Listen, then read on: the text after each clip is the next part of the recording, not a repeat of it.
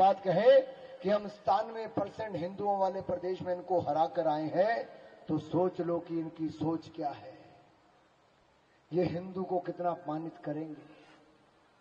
ये आपके स्वाभिमान पर बार बार प्रहार कर रहे हैं, आपके हकों को छीन रहे हैं, और तो आपके मंगलसूत्र तक जैसे कहा पहुंचने की बात कर रहे हैं। बहनों, आपका सोना गहना जो कुछ है, मकान दुकान और खेत खलियान, इसका पूरा ब्यौरा बनाएगी कांग्रेस पार्टी। और चुनाव के बाद कहते हैं हमारी सरकार बन जाएगी तो हम एसेट रीडिस्ट्रीब्यूशन का काम करेंगे, यानी कि संपत्ति को पुनः वितरण करने का काम करेंगे। अब ये किसको बांटना है भाई? तो राहुल गांधी जी कहते हैं जिनके पास नहीं उनको ज्यादा देना है।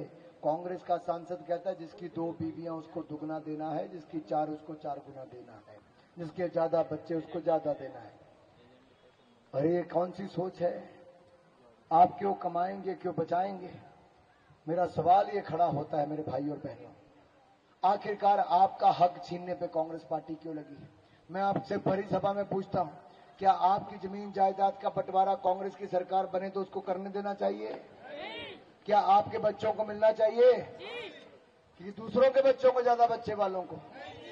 मेरे भाई और बहनों, ये इसको अगर रुकवाना है, अगर अपनी सीमाओं को सुरक्षित रखना है, सेना को सशक्त बनाना है, समाज को एकजुट रखना है, सनातन धर्म को बचाना है, अपनी संपत्ति को बचाना है, तो 1 तारीख को कमल का बटन दबाकर मुझे अपना सांसद और मोदी जी को देश का प्रधानमंत्री बनाना है। कांग्रेस ने सदा रक्षा सौदों में दलालियां खाई। क्या खाई? दलालियां खाई।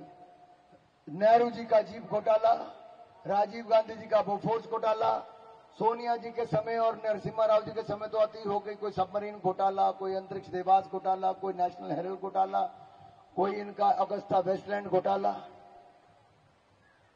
कितना खाएंगे कांग्रेसियों? अब इनके एमपी के घर पे रेड पड़ी तो 350 करोड़ मिला। इनके मंत्री के पीए के ड्राइवर के घर, मंत्री के पीए के नौकर के घर 33 करोड़ रुपया मिला। वो भाई एमपी रे मन ने 350 करोड़ मिलिया। मंत्री रा पीए का भी आगे नौकर, उसके पास 33 करोड़ है, तो कांग्रेस के मंत्री के पास कितना होगा? मेरे भाई और बहनों, मैं आपसे निवेदन करने आया हूं, ये जो भ्रष्टाचारी सब इकट्ठे होकर गठबंधन बनाया है ना, इसमें आधे लोग जेल पे, आधे लोग बेल पर हैं। क्या आपको भ्रष्टाचारी चाहिए? क्या भ्रष्टाचारी चाहिए? क्या जेल बेल वाले चाहिए? क्या? तो ये जो बार बार कहते हैं श्रीमान अरविंद केजरीवाल कि मुझे जमानत तब मिलेगी जब मोदी के खिलाफ वोट करोगे। अरे भाई, तू घोटाला नहीं करता तो तुझे जेल जाना ही ना पड़ता, लेकिन जिन्होंने पैसा खाया है उनको जेल जाना ही पड़ेगा। और भगवंत मान जी ने बड़ा खुश होकर कहा है कि 2 तारीख को इसको ले जाएंगे जेल में, अरविंद केजरीवाल को। कितनी खुशी थी उनके चेहरे पे, आपने वीडियो देखा सबने। पंजाब की सरकार रिमोट कंट्रोल से चलाते हैं। पंजाब में 1.5 साल से काउंसलर से लेके मेयर का चुनाव नहीं हुआ। भाई और बहनों, आपके साथ क्या हुआ? जरा आपकी बात तो करूं मैं। आखिरकार ये रिकॉर्ड फीड क्यों है भाई? अरे रचना जी कहती 1500 रुपए नहीं मिले। केवल रचना जी को नहीं मिला कि बाकियों को भी नहीं मिला जी? मेरे भाइयों, कैमरा मेरी तरफ की बजाय पिछली तरफ करो जरा, आपको अभी संदेश एक पता चलेगा क्या क्या हुआ हिमाचल प्रदेश में। कैसे हिमाचल की जनता को ठगा है ठगू की सरकार ने। ये भाई ना केवल महिला ने, पुरुष भी बताएंगे साथ में, इनके घर पे पैसा आना था तब तो लार सबकी टपकती थी है कि आएगा तो घर में 1500 रुपये सब गिनते थे। अच्छा, 2 बेटियां 18 साल से बड़ी है, मेरी पत्नी भी है, माँ भी है, 4 है, तो महीने का 6000 रुपया आ जाएगा। अब क्या हुआ? कितना नुकसान हुआ? हिसाब लगाया क्या? मैं आपसे पूछता हूं एक एक करके। 1500 रुपया महीना महिलाओं को मिलना था, मिला क्या? 300 यूनिट बिजली के मिलने थे, मुफ्त मिले क्या? 5 लाख नौकरियां सरकारी मिलनी थी, मिली क्या? 2 रुपए किलो गोबर खरीदना था, खरीदा क्या? 100 रुपए लीटर दूध खरीदना था, खरीदा क्या? अरे बागवानों को उचित दाम मिलने थे, मिले क्या? 600 करोड़ रुपया स्टार्टअप फंड देना था, दिया क्या? दित्या क्या? दिया कुछ भी नहीं आपको, और आपने भी इनको कुछ नहीं देना है। कांग्रेस को बेरंग और खाली हाथ लौटाना है। इतना कमल का बटन दबाना है कि मोदी जी 400 पार सीटों के साथ प्रधानमंत्री बन जाए और कांग्रेस की हवा निकल जाए, टाई टाई फिस हो जाए। मेरे साथियों, इतना धोखा, इतनी ठगी ये कांग्रेस ही कर सकती है। ये ठगने वाली सरकार, ठगू की सरकार, इसके दिन ज्यादा टिकने वाली नहीं है। 9 विधायक इनके छोड़ गए हैं और छोड़ने की तैयारी में है। सब कहते हैं कि अरे जो राम पे बुलडोजर चला देगा हम उसके साथ कैसे जाएं, जो महिलाओं को ठग लेगा हम उसके साथ कैसे जाएं, जो कहता है किसानों को 2 रुपए किलो गोबर 100 रुपए लीटर दूध नहीं खरीदा हम उसके साथ कैसे जाएं। सब मौके की तलाश में है। 4 तारीख को जब देश में कमल खिलेगा तो हिमाचल में भी और पलायन कांग्रेसियों का होगा, और पलायन कांग्रेसियों का होगा, और हिमाचल में भी भारतीय जनता पार्टी की सरकार बनने का रास्ता तय होगा। मेरे भाई और बहनों, मुझे आपसे 2 बातें और करनी है। इस विधानसभा क्षेत्र में माननीय कटवाल जी ने पिछले लगभग 6.5 वर्षों में शानदार काम किया है। हमारी पानी से लेके, सड़कों से लेके बाकी पुल तक हमने मिलकर जो रणनीति बनाई, हमने उसको सिर चढ़ाया है, उसको लागू करवाया है। नए नए संस्थान भी खुलवाए हैं। मैं भी बलसीना की तरफ से आया तो मैंने देखा इतना बड़ा कार्यक्रम हुआ। क्या गुस्सा था वहां महिलाओं और युवाओं में। जो कॉलेज हम लाए थे, कांग्रेस ने उसमें दिया तो कुछ नहीं, उसमें बड़ा सारा ताला लगवा दिया है। हिमाचल प्रदेश के सैकड़ों संस्थानों में ताले लगवा दिए। अरे आपको मुख्यमंत्री बनाया था कुछ देने के लिए, लेने के लिए नहीं। हिमाचल प्रदेश में चिट्टा और नशे का व्यापार कितना बढ़ गया बहन जी। हमारे युवाओं की जिंदगी के साथ क्यों खेल रही है सरकार? क्यों इनकी पुलिस काम नहीं कर रही? क्या मेरे नौजवान ऐसे नशे की लत के साथ चले जाएंगे? क्या मेरी ये खड्डों से ऐसे माइनिंग होती रहेगी इलीगल, और उसको खड्डों को खाली करते रहेंगे इनका रेत और बजरी माफिया? मेरी बहनों, थोड़ा जागने का समय आया है। मेरे पूर्व सैनिकों, अगर कांग्रेस आपके हित में होती तो आपको ये 1 रैंक 1 पेंशन 40 साल में दे दिया होता। नहीं दिया इन्होंने। ये मोदी की सरकार है जिसने 3,70,000 करोड़ से बजट बढ़ाकर 6,70,000 करोड़ रुपया रक्षा बजट कर दिया। 1,20,000 करोड़ रुपया देकर हमने पूर्व सैनिकों को 1 रैंक 1 पेंशन का वायदा पूरा कर दिया।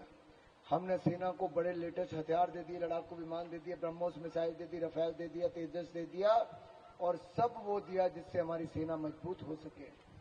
भाजपा वो पार्टी है जिसने 1950 में भी कुछ कहा था तो आज पूरा किया है। हम अपनी लाइन से गए नहीं कभी। हमने कहा था धारा 370 हटाएंगे, कश्मीर को बचाएंगे। हमने कहा था ट्रिपल तलाक से मुस्लिम बहनों को निजात दिलाएंगे, सीए का कानून बना के नागरिकता देंगे और भव्य राम मंदिर बनाएंगे। मैं आपके सामने आज खड़ा होकर गर्व के साथ कहता हूं, हमने राम मंदिर बना दिया है, सीए का कानून बना के नागरिकता देने का काम कर दिया है, मुस्लिम बहनों को ट्रिपल तलाक से निजात दिला दी है, और धारा 370-35 को सदा सदा के लिए समाप्त करके कश्मीर की गली गली में तिरंगा झंडा, हर घर गली में मकान पे फहरा दिया। ये कांग्रेस का पंजा खून से रंगा हुआ है।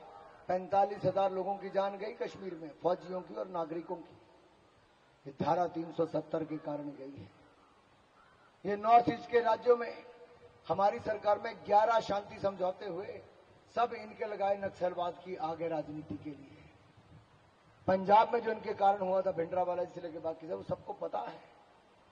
मेरे साथियों, आज देश हमारा बहुत आगे बढ़ रहा है। पापुआ न्यू गिनी के प्रधानमंत्री मोदी जी के पांव छूकर उनका अपने देश में स्वागत करते हैं। इटली की प्रधानमंत्री कहती है मोदी दुनिया के सबसे लोकप्रिय नेता है। ऑस्ट्रेलिया के प्रधानमंत्री कहते हैं मोदी इज द बॉस।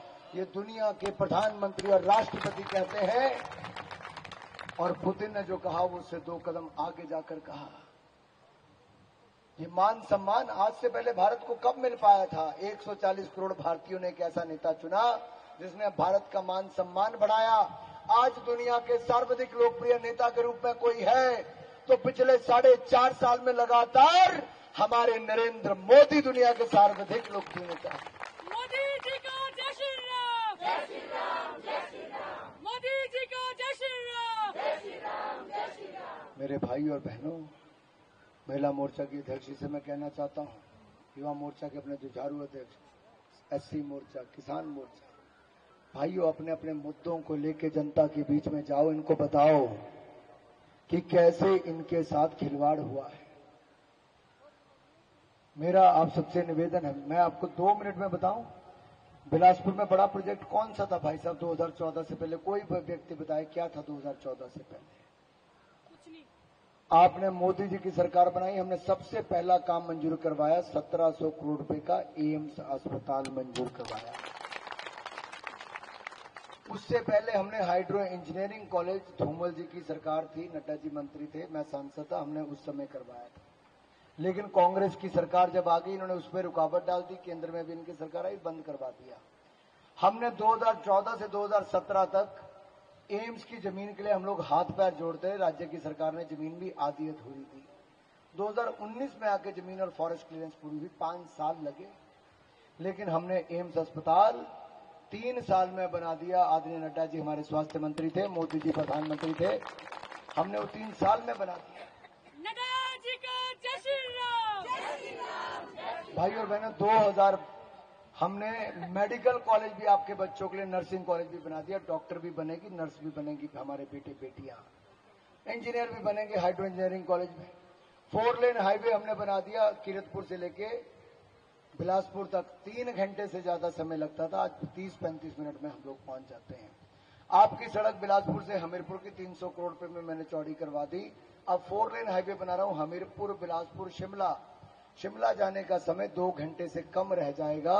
ये 4 लेन बन के 9 सुरंगे और हमारा ब्रिज बन के हमारा रास्ता भी कम होगा, समय भी आधा रह जाएगा। पठानकोट के लिए भी आपको 4 लेन हाईवे बना के दे रहे हैं, 6 घंटे की बजाय 3 घंटे 15 मिनट में आप पठानकोट पहुंच जाओगे मेरे भाइयों को। हम बड़ा बदलाव ला रहे हैं, जो आपने कभी सोचा नहीं था, जो कभी हो नहीं सकता था, हमने वो भी किया। हमने भनुपली से लेकर बिलासपुर की रेलवे लाइन का काम पूरी तेजी के साथ शुरू करवा दिया है, काम चल रहा है।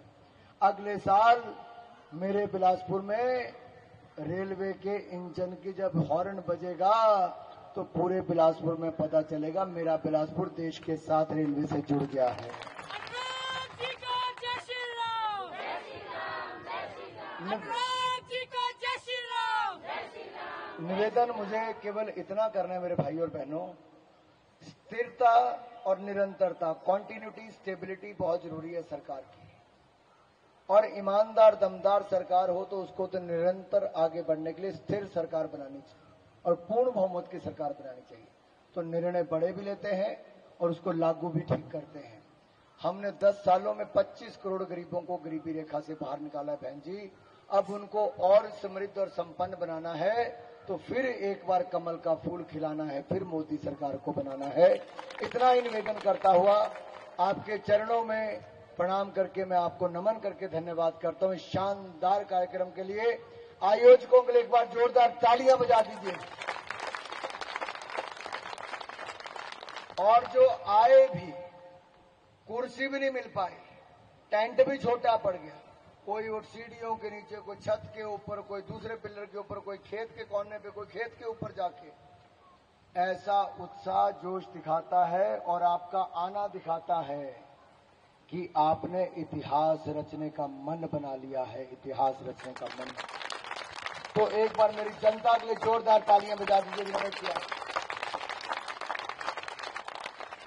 एक काम मुझे केवल आपसे कहना है, 5 दिन का समय है, रोज के 15 नए फोन आपको अपने रिश्तेदारों को, भाइयों को या फिर अपने अपने मित्रों को, जान पहचान वालों को करने। रोज 5 दिन में 75 फोन बनते हैं बहन जी, सिर्फ 15 फोन करने कोई बड़ी बात नहीं है। आपने यही कहना कि मोदी जी की सरकार बनानी है, अनुराग बेटे को सांसद बनाना है और कमल का बटन दबाना है। पहले नंबर पर नाम होगा, पहले नंबर पर निशान होगा और रिजल्ट भी अपना पहले नंबर का ही आने वाला है। अनुराग जी अब आगे कार्यक्रम आगे बहुत हैं क्योंकि 2-3 घंटे में अभी 5 कार्यक्रम और करने हैं। आप सब आए, मैं हृदय की गहराइयों से आपका बहुत बहुत आभार प्रकट करता हूं। जय भारत, जय हिंद।